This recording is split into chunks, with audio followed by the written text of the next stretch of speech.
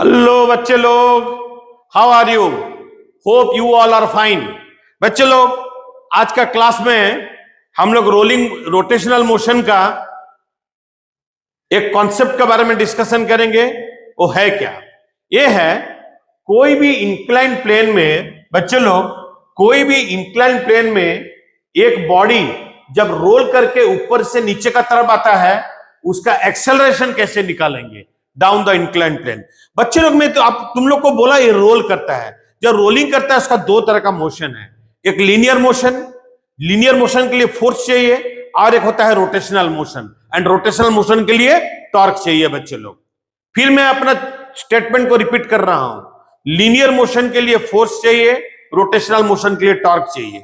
पहले देखते हैं ये बॉडी का ऊपर एलंग द इंक्लाइन प्लेन क्या क्या फोर्स एक्ट करता है। बच्चे लोग देखो, ए वाला एंगल होता है थीटा, वेट होता है mg, mg का component mg sin theta down the incline plane है। ठीक है, mg का component mg sin theta down the incline plane है। Frictional force is a contact force. वो क्या करता है, दो बॉडी इन कॉन्टैक्ट में, कॉन्टैक्ट फोर्स है, वो कॉन्टैक्ट पॉइंट में आता है। रोलिंग बॉडी का और इंक्लाइन प्लेन का ए वाला होता है कॉन्टैक्ट पॉइंट।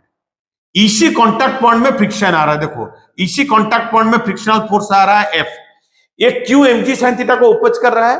बिकॉज बॉडी अभी नीचे का तरफ आ रहा है। और एक चीज याद रखो बच्चे लोग, कि कोई भी प्योर रोलिंग के लिए तुम लोग कभी देखो, अपना गाड़ी को लेके जब, अपना मोटरसाइकिल को लेके जब पहाड़ में, कोई भी पहाड़ी रास्ता में तुम लोग नीचे की ओर आता है, तुम लोग का चक्का क्या स्लिप करता है? चक्का तब स्लिप करेगा तुम लोग जब जोर में ब्रेक मार देगा, रोटेशनल मोशन सीज कर जाएगा, तब जाके क्या करेगा, वो स्लिप करेगा।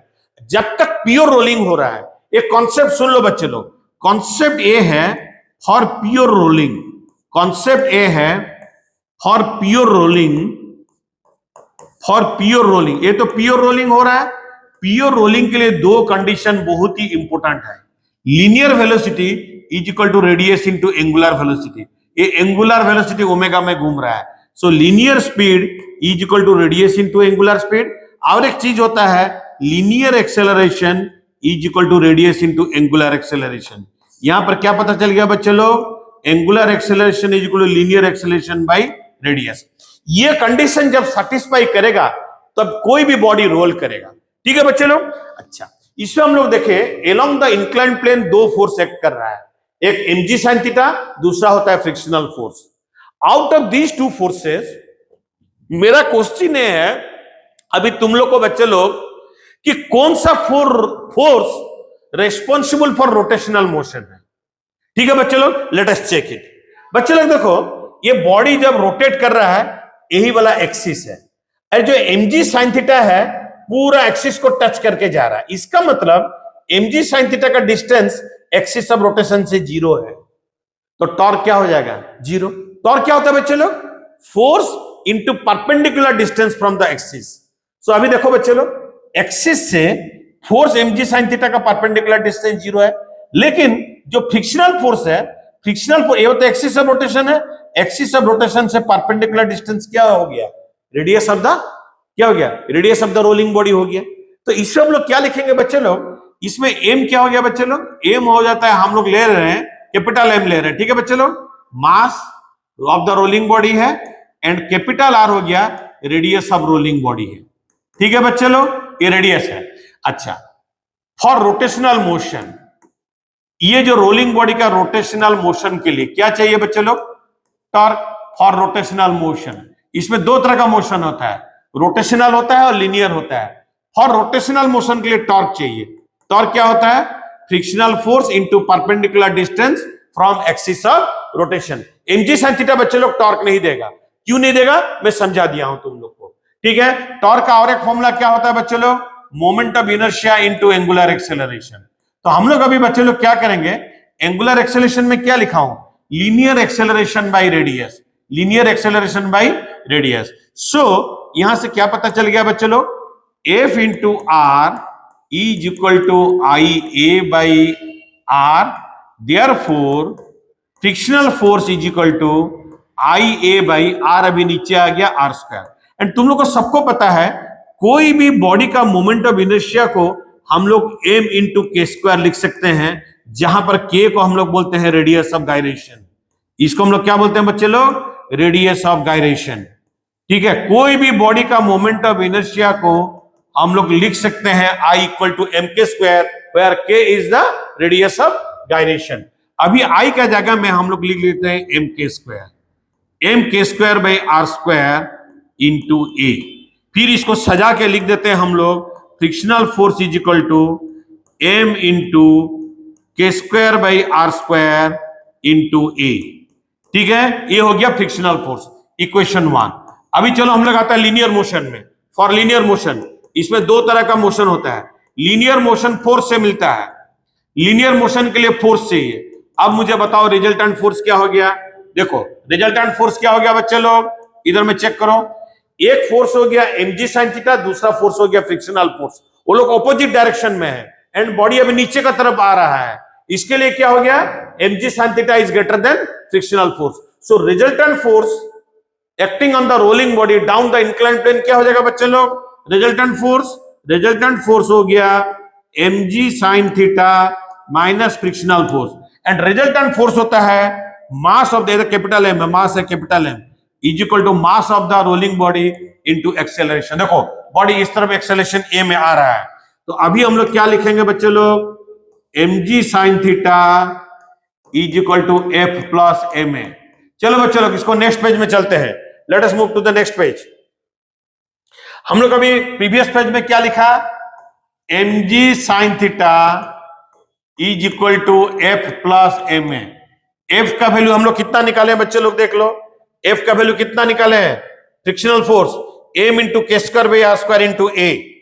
तो वही चीज हम लोग लिखेंगे, एफ का जगह में M into K square by R square into A plus M A is equal to क्या हो गया बच्चे लोग? mg sin theta. देखो बच्चे लोग ए एम कट जाएगा, तो यहां से क्या पता चल गया? g sin theta is equal to A, दोनों से a कॉमन चला जाएगा।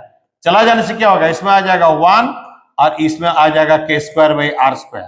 तो यहां से बच्चे लोग क्या पता चल गया? क्या हो जाएगा? g sin theta divided by 1 plus K square by R square. यही acceleration of the rolling body down the incline plane का फॉर्मूला है। g sin theta divided by 1 plus K square by R square, where k is the radius of gyration. बच्चे लोग अभी यही जो कोई भी बॉडी अगर रोल करके डाउन द इंक्लाइन प्लेन आता है, यही एक्सेलरेशन का फॉर्मूला है। चलो डिफरेंट रोलिंग बॉडी का हम लोग अभी एक्सेलरेशन निकालेंगे डाउन द इंक्लाइन प्लेन। ठीक है बच्चे लोग, इधर में देखो तुम लोग। पहला मैं लिया हूं रोलिंग रिंग, नहीं तो होलो सिलेंडर। क्योंकि तुम लोग को बच्चे लोग मालूम है कोई भी hollow cylinder and rolling ring का मोमेंट ऑफ इनर्शिया का फॉर्मूला सेम है, एम इंटू आर स्क्वायर। ठीक है, सो चाहे वो रोलिंग रिंग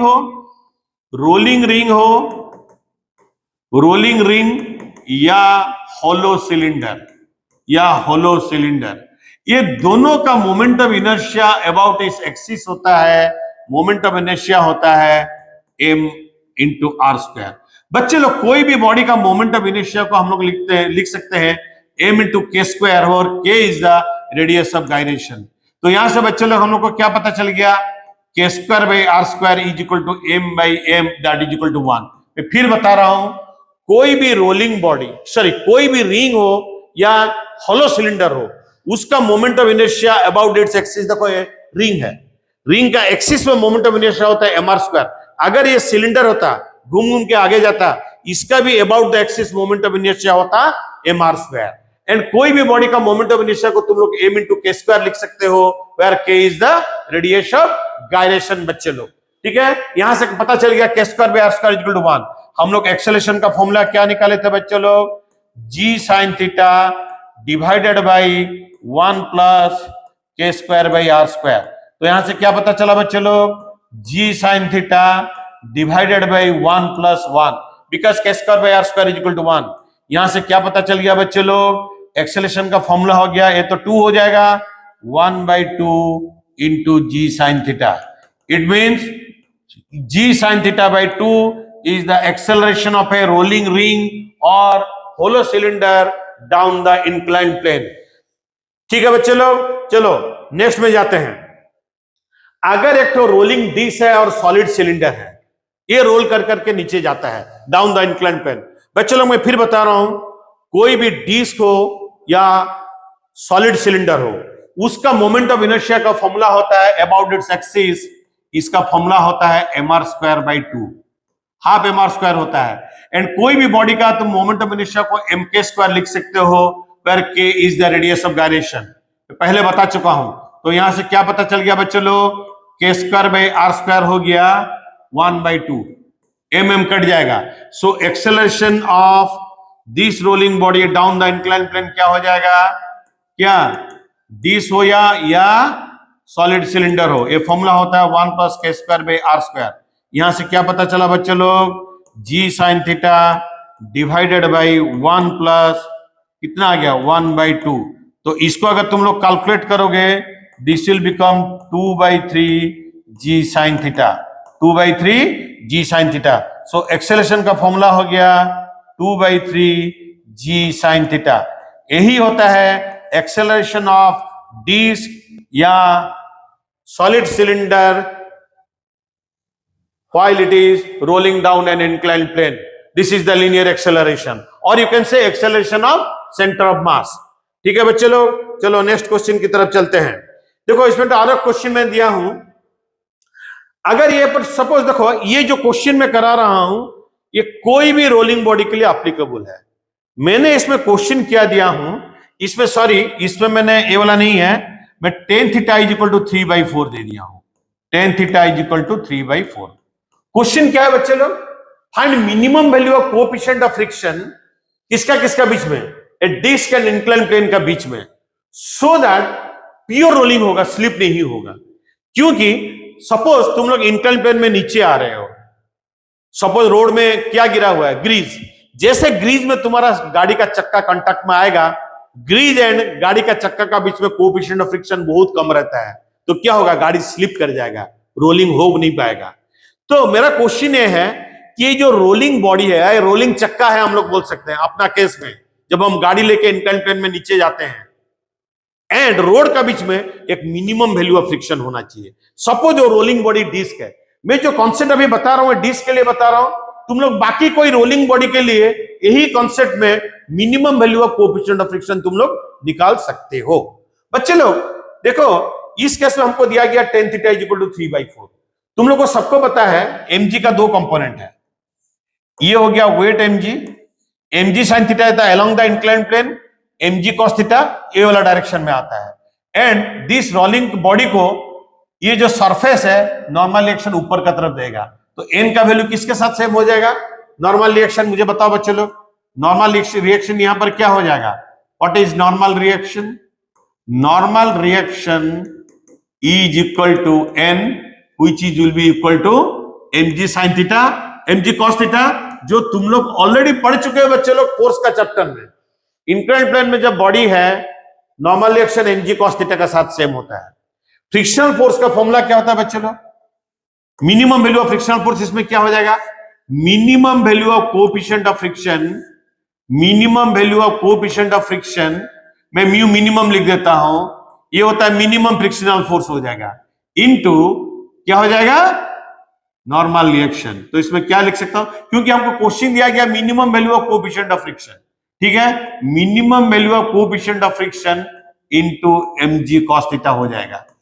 अगेन बच्चे लोग ये तो प्योर रोलिंग में है, दो तरह का इसमें मोशन होगा, एक होता है रोटेशनल मोशन, ठीक है, रोटेशनल मोशन भी इसमें हो रहा है। रोटेशनल मोशन कौन करा रहा है बच्चे लोग, टॉर्क करा रहा है। टॉर्क कौन दे रहा है, फ्रिक्शनल फोर्स, जिसको मैं ऑलरेडी बोल दिया हूं तुम लोग को। तो टॉर्क क्या हो जाएगा बच्चे लोग, इसमें टॉर्क हो जाएगा, इधर मैं minimum value of frictional force Fm मैं लिख दे रहा हूं, minimum value of frictional force is equal to minimum value of coefficient of friction into normal reaction. तो बच्चे लोग फ्रिक्शनल फोर्स अभी देगा टॉर्क, तो क्या हो जाएगा, force into perpendicular distance from axis of rotation which is equal to radius. इस केस में देखो Fm इंटू r, यही तो एक्सिस ऑफ रोटेशन है, ये वाला फोर्स टॉर्क देगा। इसमें टॉर्क कौन दे रहा है बच्चे लोग, फ्रिक्शनल फोर्स दे रहा है, ठीक है। एंड फ्रिक्शनल फोर्स का और एक फॉर्मूला क्या होता है, moment of inertia into angular acceleration. ये वाला डिस्क है, देखो मैं इसमें लिखा हूं रोलिंग डिस्क। डिस्क का moment of inertia about an axis passing through its centre and perpendicular to its plane होता है mr²/2। एंड तुम लोग सबको पता है, मैं बताया था ना, प्योर रोलिंग के लिए angular acceleration is equal to linear acceleration by R, मैं ऑलरेडी बता चुका हूं। तो ये बन गया a/r। तो यहां से क्या पता चला बच्चे लोग, minimum value of frictional force into r is equal to क्या हो गया, mr²/2 इंटू a/r। ठीक है, तो अभी fm क्या हो गया बच्चे लोग, व्हाट इज fm? fm बन गया mr²/2 इंटू a वाला r नीचे आ जाएगा r², अभी r² कैंसिल हो गया, ये बन गया ma/2। ठीक है, ये हो गया फ्रिक्शनल, देखो ये हो गया fm is equal to μs into mg cos theta, इधर में हम लोग निकाला fm is equal to ma/2। इसमें देखो बच्चे लोग, इसको हम लोग यूज करेंगे। अभी इसका लीनियर मोशन में चलते हैं, ये सेम चीज का लीनियर मोशन में चलते हैं। ये होता है minimum value of coefficient of friction into normal reaction. चलो इसी चीज में लीनियर मोशन में चलते हैं। लीनियर मोशन कौन कराता है, लीनियर फोर्स। ठीक है, देखो एक फोर्स हो गया mg sin थीटा, दूसरा ओपोजिंग फोर्स हो गया fm।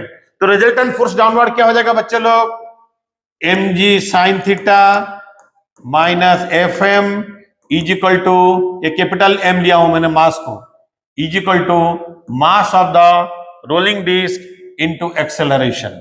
बच्चे लोग अभी मैं क्या क्या हूं, mg sin theta is equal to fm plus ma। ठीक है, इधर में देख लो बच्चे लोग,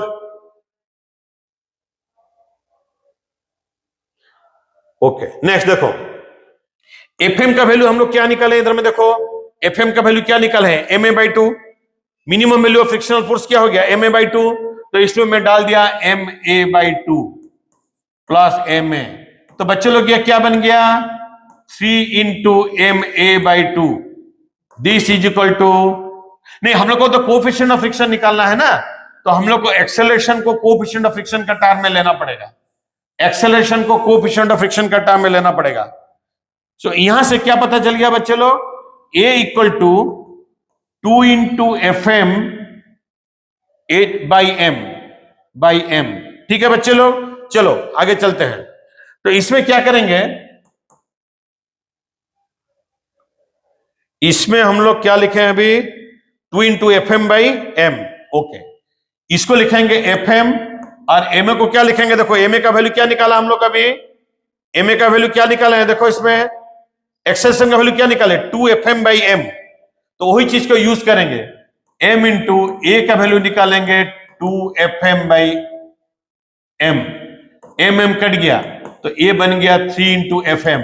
तो fm का वैल्यू हम लोग क्या निकाले, देखो बच्चे लोग fm का वैल्यू क्या है, fm होता है μm into mg cos theta. तो अभी fm का जगह में हम लोग क्या करेंगे, μm into normal reaction which is equal to mg cos theta.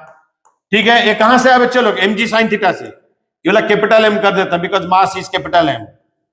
mg sin theta is equal to 3 μm into mg cos theta.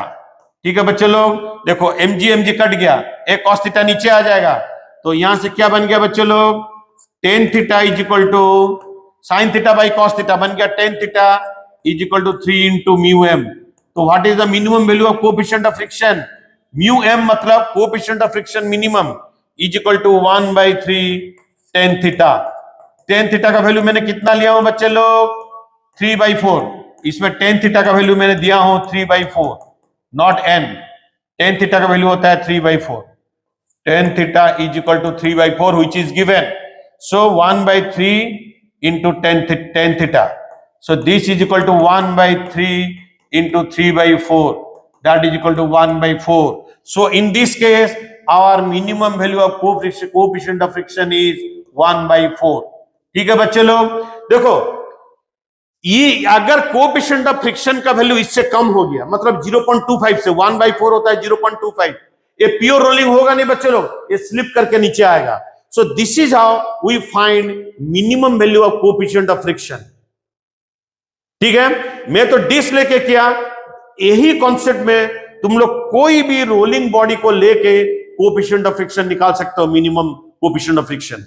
तुम लोग सॉलिड स्फीयर के लिए निकाल सकते हो, हॉलो स्फीयर के लिए निकाल सकते हो, सॉलिड सिलेंडर के लिए निकाल सकते हो, रिंग के लिए निकाल सकते हो, होलो सिलेंडर के लिए निकाल सकते हो, कोई भी रोलिंग बॉडी के लिए तुम लोग निकाल सकते हो, यही बेसिक कॉन्सेप्ट में minimum value of coefficient of friction जो मैं अभी तुम लोग को बताया।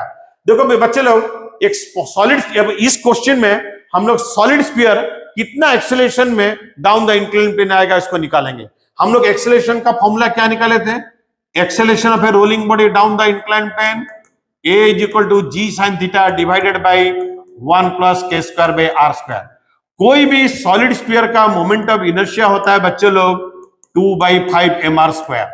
ठीक है, कोई भी बॉडी का मोमेंट ऑफ इनर्शिया होता है m into k square, where k is the radius of gyration। मैं तुम लोग बहुत बार बता चुका हूं कि k is equal to radius of gyration, k square by r square बच्चे लोग क्या हो गया 2/5। अब मुझे बताओ acceleration of the solid sphere down the inclined plane क्या हो गया g sin theta divided by 1 plus k square by r square, k square by r square हो गया 2/5। ये तो 7/5 हो जाएगा, ऊपर चले जाने से ये बन गया 5/7 g sin थीटा। सो बच्चे लोग इस केस में acceleration of the solid sphere down the inclined plane हो गया 5/7 g sin थीटा। यही होता है acceleration of the solid sphere down the inclined plane. ठीक है बच्चे लोग, चलो नेक्स्ट क्वेश्चन की तरफ चलते हैं। सपोज एक तो हॉलो स्फीयर है, तुम लोगों को सबको पता है बच्चे लोग हॉलो स्फीयर का मोमेंट ऑफ इनर्शिया होता है I equal to 2/3 mr square. कोई भी बॉडी का मोमेंट ऑफ इनर्शिया को तुम लोग लिख सकते हो m into k square, where k is the radius of gyration। तो इसमें k square by r square क्या होता है बच्चे लोग 2/3। तो हम लोग क्या निकाले थे? Acceleration of the rolling body down the inclined plane g sin theta divided by 1 plus k square by r square. यही तो हम लोग पहले निकाले थे, acceleration of a rolling body down the inclined plane. तो अभी क्या बन गया बच्चे लोग g sin theta divided by 1 plus 2/3। इसको अगर कैलकुलेट करोगे 5 हो गया ना, ये बन गया 3/5 g sin theta. So acceleration of a hollow sphere down the inclined plane is 3/5 g sin theta. ठीक है बच्चे लोग, 3/5 g sin थीटा, ये वाला हो गया हॉलो स्फीयर का। और एक बार ठीक से लिख देते हैं, acceleration of the hollow sphere हो गया down the inclined plane 3/5 g sin theta. ठीक है बच्चे लोग, सो यही हो गया हमारा एक्सेलरेशन, यही हो गया हम लोग का acceleration of a rolling body down the inclined plane. बच्चे लोग आज का क्लास में हम लोग क्या क्या पढ़े? कोई भी रोलिंग बॉडी का along द इंक्लाइंड प्लेन जब नीचे की ओर आता है उसका लीनियर एक्सेलरेशन का फॉर्मूला क्या है जो हम लोग डिराइव किए, a is equal to g sin theta divided by 1 plus k square by r square. Different type का रोलिंग बॉडी का हम लोग एक्सेलरेशन निकाले सेंटर ऑफ मास का जब वो डाउन द इंक्लाइंड प्लेन आता है। और एक चीज हम लोग क्या सीखे, कितना minimum value of coefficient of friction होने से एक rolling body down the inclined plane pure rolling करके आ सकता है। मैंने खाली डिस्क का एग्जांपल देके बताया, उसी कंसेप्ट से तुम लोग कोई भी रोलिंग बॉडी का निकाल सकते हो minimum value of coefficient of friction required for pure rolling to be possible when it moves along the inclined plane in the downward direction. ठीक है बच्चे लोग, अच्छा इसमें और एक चीज मैं फाइनली पूछना चाहता हूं, ये जितना भी एक्सेलरेशन तुम लोग निकाला सबसे ज्यादा एक्सेलरेशन किसका है? लेट अस चेक, सबसे ज्यादा एक्सेलरेशन किसका है? देखो रोलिंग रिंग हो या हॉलो सिलेंडर हो, एक्सेलरेशन का फॉर्मूला क्या हो गया? ये रिंग बोल सकते हो या हॉलो सिलेंडर बोल सकते हो, या मैं लिख रहा हूं hollow cylinder, acceleration of hollow cylinder. ये कितना निकला? g/2 sin थीटा, 1/2 होता है 0.5 sin थीटा। और हॉलो सिलेंडर का, सॉरी हॉलो सिलेंडर का कितना हो गया? सेम फॉर्मूला होता है g/2 sin थीटा मतलब 0.5 sin थीटा। ठीक है, 0.5 sin थीटा। डिस्क का देखते हैं क्या आता है एक्सेलरेशन, डिस्क हो या सॉलिड सिलेंडर हो। देखो एक्सेलरेशन ऑफ डिस्क और दोनों बोल सकते हो सॉलिड सिलेंडर, ये दोनों का कितना आया? 2/3 g sin थीटा। 2/3 क्या होता है बच्चे लोग? 0.67 into g sin theta. A भी सेम होता है सॉलिड सिलेंडर एंड डी इसका सेम होता है। जी 2/3 क्या होता है 0.67। A solid cylinder, S stands for solid, C stands for cylinder, 0.67 G sine theta. ठीक है, नेक्स्ट सॉलिड सिलेंडर का क्या है, सॉलिड स्फीयर का क्या है बच्चे लोग, सॉलिड स्फीयर का आया 5/7। 5/7 मतलब सॉलिड स्फीयर का, सॉलिड स्फीयर का आ गया 5/7 मतलब 0.7, 7 7 जा 49, यस लगभग 0.7 जी साइन थीटा है। ठीक है, चलो हम लोग निकालते हैं अभी किसके लिए, हॉलो स्फीयर के लिए। ठीक है, एक हॉलो स्फीयर के लिए निकालते हैं। निकाला हम लोग क्या, एक्सेलरेशन 3/5, 3/5 स्टैंड्स पर 0.6 जी साइन थीटा। बच्चे लोग अगर हम लोग को क्वेश्चन पूछा जाएगा, एक सॉलिड सिलेंडर, एक रिंग और एक तो सॉलिड स्फीयर को छोड़ देंगे यहां से top of the inclined plane, सबसे पहले नीचे कौन पहुंचेगा, सबसे पहले वही रोलिंग बॉडी नीचे पहुंचेगा जिसका एक्सेलरेशन सबसे ज्यादा है। बच्चे लोग तुम लोग अगर पूरा कैलकुलेट करके देखोगे, हम लोग जो निकाले हैं सबसे ज्यादा acceleration down the inclined plane होता है सॉलिड स्फीयर का, जो कि होता है 0.7। तो अगर क्वेश्चन आता है तीन रोलिंग बॉडी को सेम इंक्लाइन प्लेन से हम लोग छोड़ देंगे, सबसे पहले नीचे कौन पहुंचेगा, सबसे पहले वही नीचे पहुंचेगा जिसका एक्सेलरेशन सबसे ज्यादा है। सबसे ज्यादा एक्सेलरेशन होता है सॉलिड स्फीयर का, उसका चलते सॉलिड स्फीयर सबसे पहले नीचे पहुंचेगा अगर इंक्लाइन प्लेन का टॉप पोजीशन से उसको हम लोग छोड़ देंगे।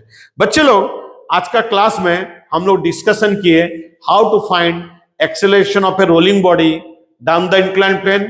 फिर हम लोग डिस्कशन किए कितना minimum value of coefficient of friction होने से कोई भी रोलिंग बॉडी रोल करके डाउन द इंक्लाइन प्लेन आएगा, जिसमें स्लिपिंग नहीं होना चाहिए, तो कितना मिनिमम वैल्यू ऑफ फ्रिक्शन होना चाहिए। ये दो चीज हम लोग आज का क्लास में डिस्कशन किए। मैं और एक वीडियो बना के छोड़ चुका हूं जहां पर मैं समझाया हूं kinetic energy, total kinetic energy of rolling body को कैसे निकालते हैं। नेक्स्ट जो क्लास मेरा होगा बच्चे लोग, उसमें हम लोग डिस्कशन करेंगे जितना भी जेई लेवल का या नीट लेवल का न्यूमेरिकल्स आया था प्रीवियस ईयर्स में, यही कॉन्सेप्ट का ऊपर में क्या क्या concept, total kinetic energy of rolling body and inclined plane में रोलिंग बॉडी का एक्सेलरेशन का ऊपर में जितना भी जेई लेवल में एंड नीट लेवल में न्यूमेरिकल आया था, हम लोग उसको अपना नेक्स्ट क्लास में डिस्कशन करेंगे। तब तक के लिए बच्चे लोग सबको जय जगन्नाथ।